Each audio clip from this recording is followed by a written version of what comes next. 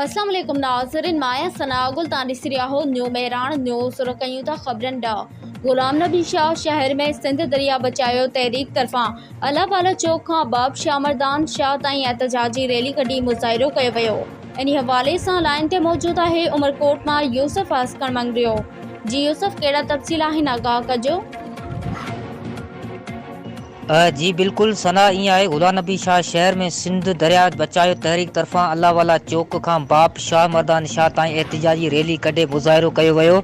एहतजाजी rally में Sindh United party के divisional सदर रोशन मंगेरियो, PTI ज़िले जनरल सेक्रेटरी इमाम अली समूह, functional league अगवान Anwar Ali Rajar, JUI अगवान मौलवी बशीर समूह समेत बेन अगवान कारकुनन ऐं शहरन भरपूर नमूने शिरकत कई। रैली में शरीक अगवान खिताब कंदे चयो त सिंधु दरिया ते ठहंदड़ केनाल कंहिं बि सूरत में मंजूर न आहिनि। सिंधु दरिया बचायो तहरीक भरपूर नमूने सां हलाई सिंधु ते ठहंदड़ केनालनि खे रद्द करायो वेंदो। हिननि जो वधीक चवण हो सिंधु दरिया ते सिंधी क़ौम जो जियापो आहे, जंहिं ते केनाल अॾण सबबि लखें एकड़ ज़रई ज़मीन गैर आबाद थींदी ऐं सिंधी क़ौम मुआशी बदहाली जो शिकार थींदी। वफ़ाक़ी सरकार के सिंधु दरिया ते केनाल अॾण वारो फ़ैसिलो हर सूरत में वापसि वठणो पवंदो। जी ठीक है यूसुफ, अपडेट करण लाइ महिरबानी।